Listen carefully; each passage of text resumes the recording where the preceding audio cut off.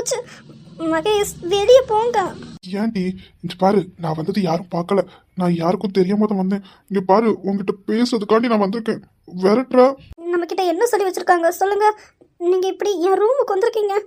அம்மா அப்பா யாராவது பார்த்தாங்க அவ்வளோதான். போங்க. ஏய் அதான் நான் வந்துட்டேன்டி.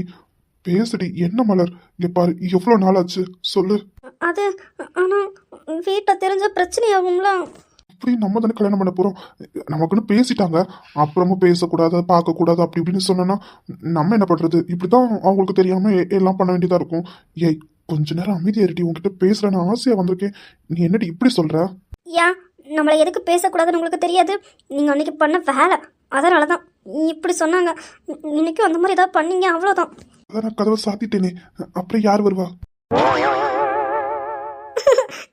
பாருங்க, இங்கே பாருங்க, இப்படி நம்ம ரூமுக்குள்ளே பூட்டிட்டு இருக்கதும் தப்பு.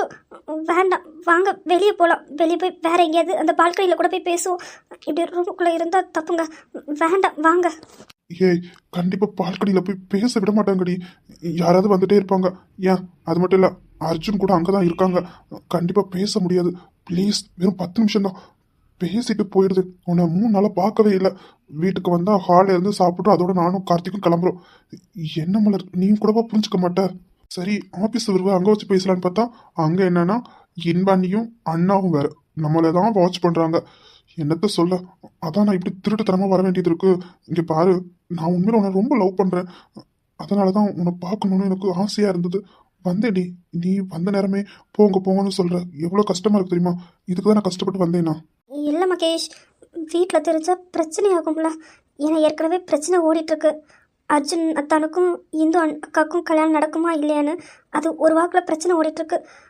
இப்போ நம்ம பிரச்சனையும் அதான் வேண்டான்னு தோணுது. அதான் உங்களுக்கு கல்யாணம் ஏற்பாடு பண்ணிட்டாங்கல்ல, அப்புறம் என்ன? இல்லை மகேஷ், வீட்டில் வேற ஒன்று பேசிகிட்டு இருக்காங்க. அதை நான் எதிர்ச்சியாக தான் கேட்டேன்.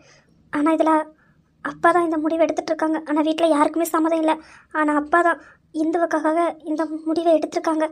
அதான் உங்களுக்கு எனக்கு கல்யாணம் நடக்குமோ நடக்காதுன்னு பயமாக இருக்குது. என்னடி சொல்ற? அது மகேஷ், அர்ஜுனத்தா வீட்டில் என்ன சொன்னாங்க, எங்கள் பொண்ணு இங்கே மருமகளை வந்தால் உங்கள் பொண்ணை நாங்கள் மருமகளை ஏற்றுக்கிறோன்னு சொன்னாங்கல்ல. அதான் அப்பாவுக்கு அர்ஜுனா தன்னோட அம்மா அப்பா யாரும் இல்லாமல் தனியாக கூட்டிகிட்டு போய் கல்யாணம் பண்ணி வைக்கிறதுல விருப்பம் இல்லை. இந்துவுக்காக ஒத்துக்கிட்டாலும் அவங்க மனசுக்குள்ள ஒரு ஓரமாக ஒரு உறுத்தல் இருந்துகிட்டே இருக்குது. எப்படி அப்படின்னு அதான் கார்த்திக் அண்ணாக்கும் நந்தினிக்கும் பேசலாமான்னு பேசிகிட்டு இருந்தாங்க நேற்று சித்தப்பா எல்லாரும். ஆனால் யாருக்குமே விருப்பம் இல்லை. உங்கள் அப்பாவும் அங்கே தான் இருந்தாங்க. உங்கள் அப்பா என்னென்னா, அப்பா நண்பன் சொல்லிட்டான், அப்பா சொல்கிறது சரியாக தான் இருக்குன்னு உங்கள் அப்பாவும் அமைதியாக இருக்காங்க. அணுவும் கேட்டா, அணு நேற்றுலேருந்து அழுதுட்டுருக்கா. அதான் பயமாக இருக்குது. ஏய் நீ இப்ப என்ன சொல்ற? உண்மையிலே மாமாக்கு அறிவு இருக்கா இல்லையா? கார்த்திக் அனுவும் எந்த அளவுக்கு விரும்புறாங்க, ஒருத்தருக்கு ஒருத்தர் எப்படி இருக்காங்க, எப்படி? ஏய் இதுக்கு கார்த்திக் எப்படி சம்மதிப்பான்? கார்த்திக் அண்ணா சம்மதிக்க மாட்டான் தான். அதுக்காக தான் அணுக்கு வேற இடத்துல மாப்பிள்ளை பார்த்துருக்காங்க. அது உங்களுக்கு தெரியுமா? நாளைக்கு அணுவை பொண்ணு பார்க்க வராங்க. இப்ப என்ன சொல்ற? யாருமே எதுவும் சொல்லல. சரி, ராஜானாவுக்கும் இன்பானிக்கும் தெரியுமா? தெரியும். வெண்பாக்கா எவ்வளவோ சொல்லி பார்த்தா அப்பா கேட்குற மாதிரி இல்லை, மாமாவும் கேட்குற மாதிரி இல்லை. மாப்பிள்ளை வீட்டுக்காரங்கள வர சொல்லிட்டாங்க. அதுக்காக தான் எங்களை இந்த வீட்டுக்கு வரக்கூடாதுன்னு சொல்லியிருக்காங்களா? ஆமாம், அதுக்கு தான் வரக்கூடாதுன்னு சொல்லியிருக்காங்க. அது மட்டும் இல்லை, அத்தைக்கு இதில் ஒரு துளியில் கூட விருப்பம் இல்லையா? அதனால் அத்தையும் ஒரு வார்த்தையை விட்டுட்டாங்க. அணுவை கார்த்திக்கு கல்யாணம் பண்ணி வைக்கலைன்னா மலருக்கும் மகேஷுக்கும் வேண்டாம் அப்படின்னு சொல்லிட்டாங்க. இப்போ பாட்டி தான் என்ன பண்ணணும்னு தெரியாமல் பொண்ணுக்கு சப்போர்ட் பண்ணவா பையன் சொல்கிறதுக்கு சரி செலவாடு தெரியாமல் முழிச்சிட்ருக்காங்க. வீட்டில் யாருக்குமே சம்மதம் இல்லை, பாட்டி உள்பட. அப்பாவும் மாமாவும் தான் இந்த முடிவை எடுத்திருக்காங்க. இது என்ன ரொம்ப அநியாயம். எப்படி அவங்களா பேசி பழக வைப்பாங்களாம், இப்போ அவங்களா வேண்டாம் அப்படின்னு சொல்லுவாங்களாம். என்ன நம்மளை பார்த்தா எப்படி தெரியுது? நம்ம மனசுன குரங்கா? நிமிஷத்துக்கு மரம் தாவறதுக்கு என்னாலலாம் நீ இல்லாமல் இருக்க முடியாது மலர். அப்படி ஏதாவது ஒண்ணுனா நான் கூப்பிட நீ கூட வருவியா? அது மகேஷ், அது எப்படி? பாரு மலர், உனக்கு நல்லா தெரியும் நம்ம 2 பேரும் எப்படியெல்லாம் பழகிட்டு இருக்கணும். அப்படியெல்லாம் என்னால் உன்னை விட்டு கொடுக்க முடியாது. நீ இல்லாமல் எனக்கு இன்னொரு வாழ்க்கையும் இல்லை. இங்கே பாரு, அப்படி ஏதாவது பிரச்சனைனா நான் கூப்பிடு, வந்துரு. நான் இதை கார்த்திகிட்ட சொல்லி நானே என் தங்கச்சிக்கும் கார்த்திக்கும் கல்யாணம் பண்ணி வைக்கிறேன். இவங்க என்ன என் தங்கச்சிக்கு மாப்பிள்ளை பார்க்கறது? அப்படிலாம் என் தங்கச்சியை அள வச்சு அப்படி என் தங்கச்சிக்கு எந்த வாழ்க்கையும் வேண்டாம். என் தங்கச்சி அவள் ஆசைப்பட்ட மாதிரி கார்த்திக் கூட நான் கல்யாணம் பண்ணி வைக்கிறேன். சரி, இது இந்துக்கு அர்ஜுனுக்கு தெரியுமா? இல்லை தெரியாது. அவங்கக்கிட்ட யாரும் சொல்லக்கூடாதுன்னு சொல்லியிருக்காங்க. எனக்கு தெரிஞ்சா இந்துவுக்கு கல்யாணத்தை வேண்டான்னு சொல்லிடுவாங்கன்னு யாருக்கும் தெரியக்கூடாதுன்னு சொல்லியிருக்காங்க. எங்களுக்குமே தெரியாது. எதிர்ச்சி அவங்க பேசிட்டு இருந்ததை நாங்கள் கேட்டோம். அதனால தான் எங்களுக்கு தெரியும். அதனால தான் 2 நாள் உங்கள் ஃபோனை நான் பிக் பண்ணலை. என்ன மலர், இதை நீ முன்னாடியே சொல்ல மாட்டியா? இல்லை, இதுக்கு மேலே அமைதியாக இருந்தோம் சரி வராது. நான் இப்போவே ராஜா நான் போய் பார்த்துட்டு வரேன். அப்போ தான் எனக்கு விட தெரியும். அப்படியெல்லாம் என்னால் விட்டு கொடுக்க முடியாது. எனக்கு நீதான் என் பொண்டாட்டி, புரியுதா? மகேஷ், நீங்கள் அப்பா அம்மா எல்லாரும் சொல்கிறாங்கன்னு என்னை விட மாட்டீங்களா? யாரு சொன்னாலும் உன்னை நான் விட மாட்டேன். நீ என் பொண்டாட்டி, நான் விட மாட்டேன் மலர், பயப்படாத. நிஜமா? பாரு, அப்படி ஒன்றுன்னா உன்னை நான் கூட்டிட்டு போயிடுவேன், பயப்படாத, சரியா? ம். என்னை திண்ணி திண்ணி தீயே மூட்டுகிறாய், துண்ணி துண்ணி தேனை ஊட்டுகிறாய். நீயே காதல் உலகம், கவிதை நூல்களாயிரம், காதல் தீவிரவாதி நாயுதமான. நந்தினி நான் சொல்கிறதே கேட்க மாட்டேங்கிறா. இல்லை, இதை இப்படி விடக்கூடாது. நந்தினியோட வாழ்க்கை வீணாக போயிடும். இதை உடனே அர்ஜுன்கிட்ட சொல்லி ஆகணும். சொல்கிறதா சரி. இந்து இவளை எங்கெல்லாம் தேடிட்டு இருக்கேன், இங்கே வந்து நிற்கா. அப்படி என்னமா தீவிரமாக யோசிச்சுட்டு இருக்கான். சரி, பின்னாடி துவி கட்டி பிடிச்சிருக்கோம். என்ன அர்ஜுன், விடுங்க. முடியாது, உன்னை நான் எங்கெல்லாம் தேடிட்டு வரேன், இங்கே வந்து என்னமா தீவிரமாக யோசிச்சுட்டு இருக்கா? இல்லை, அர்ஜுன்கிட்ட சொல்லிடுவோம். அது அர்ஜுன் உங்ககிட்ட கொஞ்சம் பேசணும். நானே உங்களை பார்க்க வரணும்னு தான் நினச்சேன். ஆமாம், பார்க்க வரேன்னு சொல்லிட்டு தான் பார்க்க வராமல் இருந்தியாகும். போடி, உன்னை நான் எங்கெல்லாம் தேடினேன் தெரியுமா? அர்ஜுன் சும்மா இருங்க. உங்ககிட்ட ஒரு முக்கியமான விஷயம் பேசணும். எந்த முக்கியமான விஷயமா இருந்தாலும் அப்புறம் பேசுவோமே. இப்போ அர்ஜுன், அது ரொம்ப முக்கியமான விஷயம், கேளுங்க என்னன்னு. இதுவும் ரொம்ப முக்கியம் தானே, அது அப்புறம் பார்த்துக்கலாம். இப்போ அர்ஜுன் சும்மா இருங்க, அப்புறம் பார்த்துக்கோங்க. சொல்ல வரதை கேளுங்க அர்ஜுன், ரொம்ப முக்கியமான விஷயம். அர்ஜுன் ரொம்ப பண்ணாதீங்க. என்ன ஃபர்ஸ்ட் விடுங்க. ஒரு முக்கியமான விஷயம் சொல்லிட்டு இருக்கேன், நீங்கள் என்ன விளையாட்டை எடுத்துட்டு இருக்கீங்க? விடுங்க. என்ன இந்து, என்ன முக்கியமான விஷயம்? அது நான் நந்தினியை பார்த்தேன். பாரு, அவளை பற்றி தான் பேசுகிறேன்னா அப்படி எனக்கு எந்த முக்கியமான விஷயமும் இல்லை. அவளை பற்றி பேச வேண்டாம், விடு. அர்ஜுன் நான் சொல்ல வரதை ஃபர்ஸ்ட் கேளுங்க, கேட்டுட்டு பேசுங்க. பாரு, அவளை பற்றி எதுவும் பேச வேண்டாம்.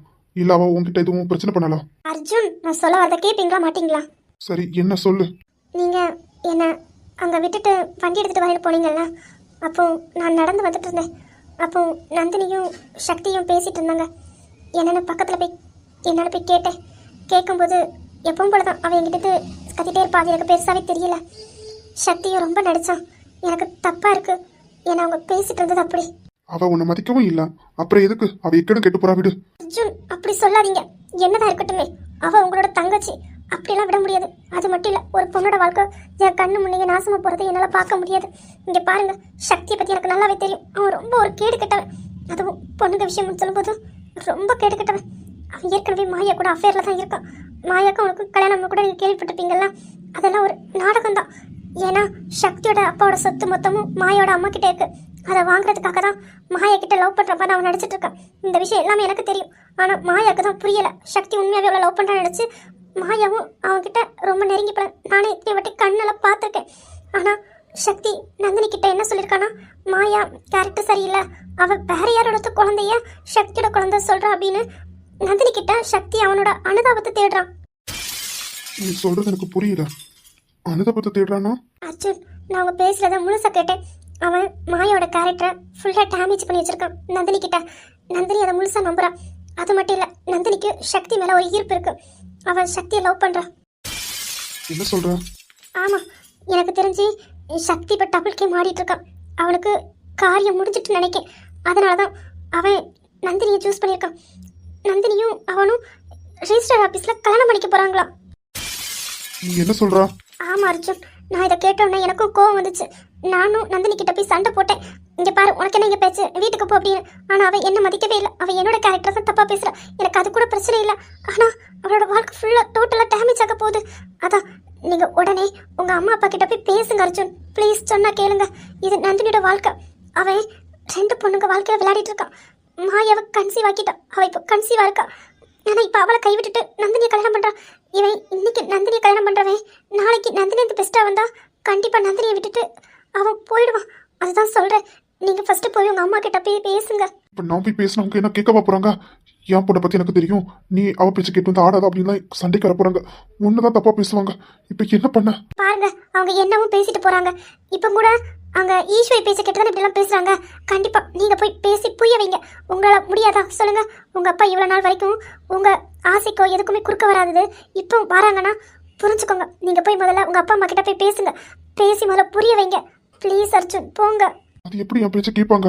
நான் ஏதோ சும்மா சொல்கிறேன்னு நினைப்பாங்க. அவங்க பொண்ணை தான் முழுசாக நம்புவாங்க, என்னை நம்பவும் மாட்டாங்க. ஆமாம், இந்த நந்தினிக்கு அறிவே இல்லையா? பாருங்க, சக்தியை பற்றி எனக்கு தெரியும். அவன் நல்லா பேசுவான். அவன் பேசுறதுல அவ்வளோ உண்மை இருக்க மாதிரி இருக்கும். ஆனால் அவன் பேசுறது எல்லாமே போய் யார் பேசினாலும் மயங்குவாங்க. அந்த அளவுக்கு பேசுவான். அவன் எத்தனை நாள் என்கிட்ட நெருங்கி வந்திருக்கான். ஆனால் அந்த டைம் என் மனசில் அது அதனால் எனக்கு அவன் பேசுறத நான் பெருசாக எடுத்துக்க மாட்டேன், கடந்து போயிடுவேன். ஆனால் நந்தினி கண்டிப்பாக அவன் பேச்சில் தான் விழுந்திருப்பா. இங்கே பாருங்க, நீங்கள் போய் உங்கள் அம்மா அப்பா கிட்ட போய் பேசுங்க அர்ஜுன், ப்ளீஸ். இங்கே பாரு இந்தோ, நான் போய் பேசுகிறேன். பேசாமல் இல்லை, எனக்கும் என் தங்கச்சி வாழ்க்கை வீணாக போகிறது எனக்கு விருப்பம் இல்லை. நான் போய் பேசுகிறேன். என் பேச்சை கேட்டு அவங்க முடிவெடுத்தாங்கன்னா ஓகே, இல்லைனா அர்ஜுன் அப்படியெல்லாம் இல்லை. கண்டிப்பாக நீங்கள் சொல்கிறத அவங்க கேட்பாங்க, புரிஞ்சுப்பாங்க. இங்கே பாருங்க அர்ஜுன், நீங்கள் அங்கே போய் கோவம் மட்டும் பற்றாதீங்க. பேசுங்க, சொல்லி புரிய வைங்க. எப்படியாவது உங்கள் அப்பாவுக்கு சொல்லி புரிய வைங்க. கண்டிப்பாக மாமா புரிஞ்சுப்பாங்க. எனக்கு அந்த நம்பிக்கை இருக்குது. போங்க. ஆனால் கோவம் மட்டும் பற்றாதீங்க. சொல்லி விடுறேன், கோவப்பற்றாதீங்க. சரி, போய் பேசுகிறேன். நான் இப்போவே போய் பேசிட்டு வரேன். சரியா? போயிட்டு வரேன். சரி அர்ஜுன், பார்த்து போயிட்டாங்க. அர்ஜுன், திரும்பவும் சொல்கிறேன், கோவம் மட்டும் பற்றாதீங்க. பொறுமையாக பேசுங்க. சரி.